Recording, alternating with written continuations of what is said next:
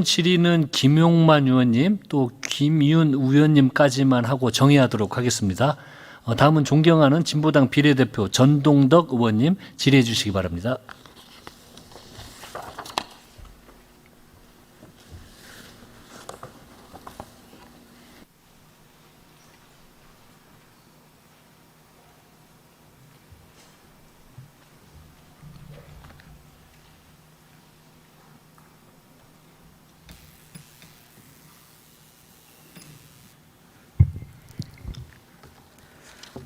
네, 진보당 비례대표 전종덕 의원입니다.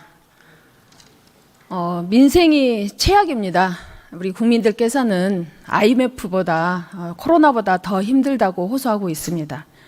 우리 국회가 국민의 고통과 아픔을 조금이라도 더 덜어드리는 그런 추경이 되어야 할 것 같습니다.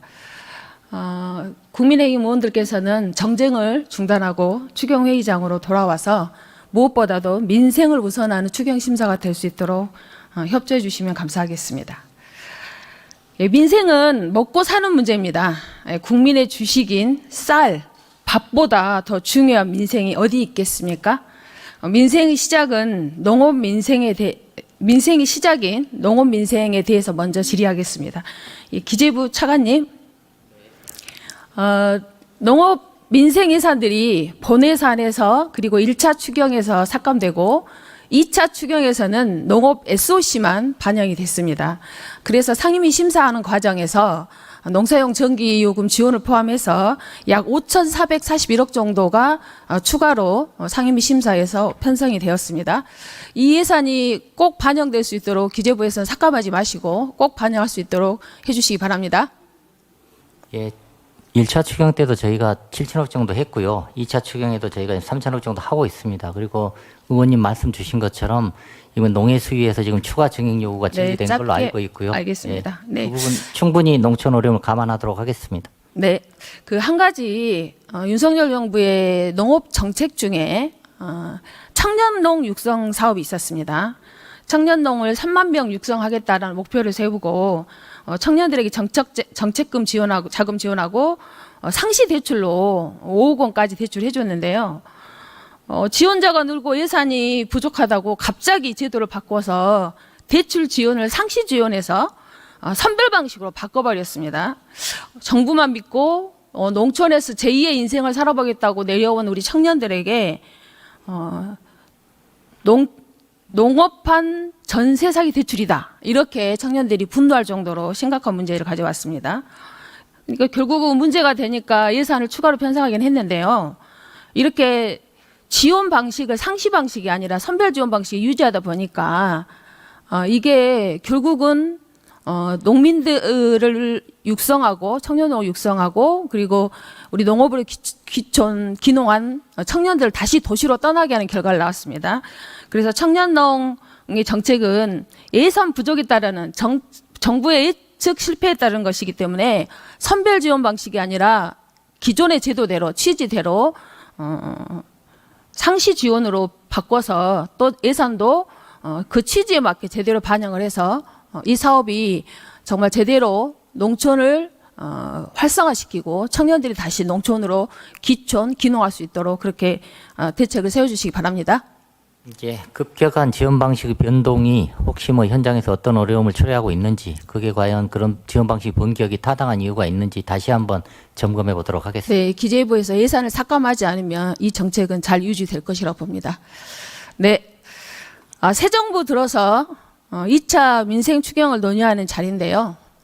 아이러니하게도 이 새 정부에서 지명된 장관 중에서 윤석열 정부에서 위임된 송미래 농식품부 장관이 유일합니다. 참 기막힌 현실이 아닐 수 없는데요. 그럼에도 농업은 농민만의 문제가 아니고 또 쌀을 주식으로 한 모든 국민의 민생 문제이고 식량 안보와 식량 주권 문제이기 때문에 송미령 장관에게 질문하겠습니다. 27일 날 민주당 농해수위원들하고 당정비 하셨죠? 예, 그렇습니다. 네, 언론 보도 보니까 윤석열 정부 때 추진했던 농망사법 이것을 다시 추진하겠다 이렇게 말씀하셨는데요. 윤석열 정부 때 추진했던 농업사법과 27일 날 합의한 농업사법 어떻게 차이가 있나요? 그 전 정부에서 했던 농업사법 같은 경우에 특히 양곡법을 중심으로 하면 예, 조금만 짧게 해주십시오. 사후적으로 남는 쌀을 사라라는 것이 주된 내용이었습니다. 그래서 이번에는 사전적으로 네. 대책을 해서 남는 쌀이 아예 없는 상황을 만들겠다라는 것이 핵심적인 내용 변화입니다. 아, 그러면 남는 쌀이 없도록 하면 양곡법이 필요가 없겠네요. 아닙니다. 그래서 필요한 겁니다. 자, 사전적 수급 관리 말씀하셨는데 네. 벼 재배 면적 감축 말하는 거죠? 네, 그렇습니다. 논타작물 재배를 네. 말씀드리는 겁니다. 전략작물 인센티브도 이야기하셨는데 네. 지금 전략작물 인센티브가 전략작물 직불금 말씀하시는 거죠? 지불금 네, 맞습니다. 직불금을 2,400억 지금까지 지원하고 예. 있는데 앞으로 4,000억을 늘리겠다는 건데요. 액수는 정확치 않습니다만 네, 의원님 언론 보도를 예. 보고 말씀드린 겁니다. 네. 자, 그러면 윤석열 정부 때 추진했던 벼 재배 면적 감축, 그다음에 인센티브 전략작물 재배에 따른 인센티브 지급, 그때나 지금하고 뭐가 바뀐 겁니까? 그때는 바뀐 게 없어요. 아닙니다, 그런데 의원님. 그때의 조건하고 지금의 조건이 바뀐 게 없는데 이제는 조건이 바뀌었으니 이 법을 추진할 만하다, 추진할 여력이 있다 이렇게 말씀을 하셨어요. 저는 도저히 이해가 안 되는데 뭐가 바뀌었는지 잘 예, 모르겠습니다. 의원님. 전 정부에서는 그 남는 쌀을 줄일 수 있을 만큼, 그러니까 수급 관리에 도달할 만큼 충분한 인센티브가 되지 못했다는 네. 말씀입니다. 그래서 조금 더 두텁게 지원을 해야만. 그러니까 근본적으로는 벼 타작물을, 재배 면적 예. 감축을 유지하겠다. 벼 재배 면적 감축에 따르는 전략 작물을 육성하는데 그에 따르는 직불금을 확대하겠다.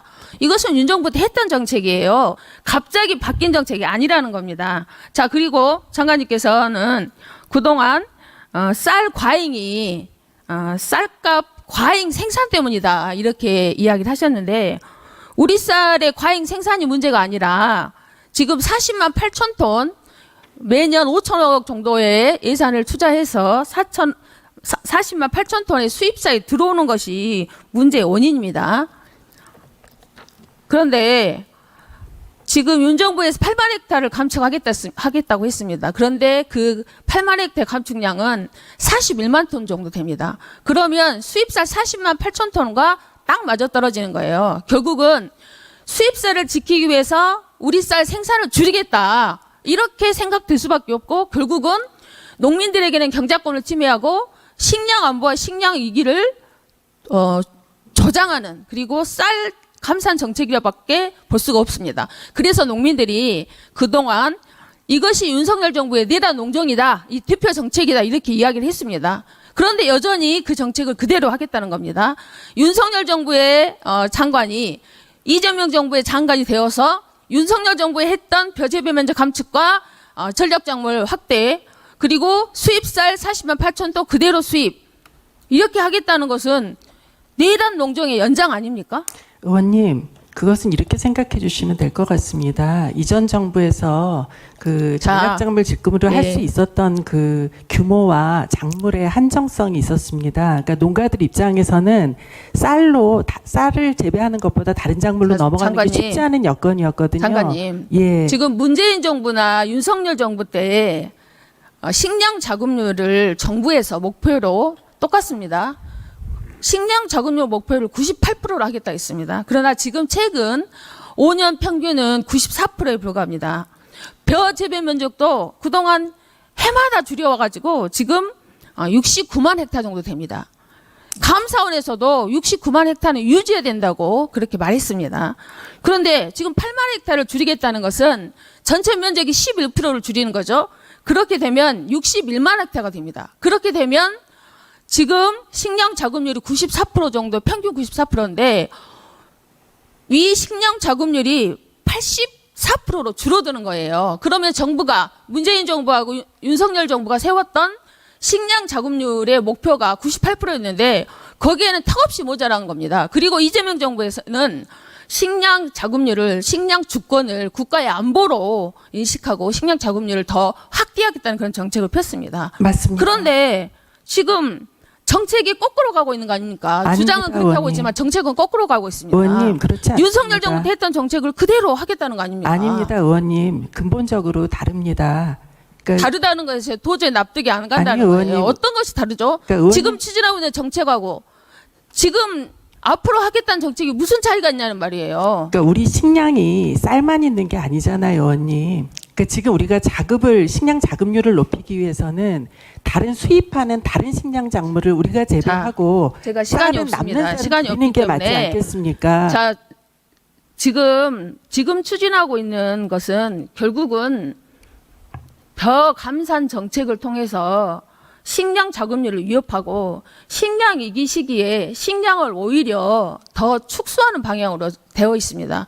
윤석열 정부의 정책과 이재명 정부의 정책이 다를 수밖에 없는데 저는 그대로 송미령 장관을 위임했다는 것은 이 윤석열 정부의 내란 농정을 그대로 위임하겠다는 것밖에 해석이 되지 않습니다. 확연하게 다릅니다, 아이고. 의원님. 예, 1분. 예, 그리고 지금 이재명 대통령께서도 후보 시절에 쌀 의무 수입 물량을 감축하겠다고 얘기했습니다. 그러면 지금 쌀 의무 수입은 30년 전에 당시에 물량 기준이었던 소비량을 기준으로 한 것입니다. 지금 최근 3년 소비량을 기준으로 계산해 보면 약 47% 정도가 줄었습니다. 그래서 이 기준으로 계산해 보면 약 19만 톤 정도를 줄일 수가 있습니다. 이렇게 줄이려면 대통령이 약속했고 정부에서 이것을 줄이려면 쌀 재협상을 해야 되고 그렇게 하려면 시급하게 이것을 대응하기 위한 TF를 구성해야 된다 봅니다. 이 관련해서 혹시 대응 관련한 TF 등을 포함해서 준비를 하고 있습니까? 공약 사항에도 있는 사항이기 때문에 저희가 신중하게 검토하고 있습니다, 의원님. 네, 제가 계속 말씀드렸는데 결국은 지금 민주정부의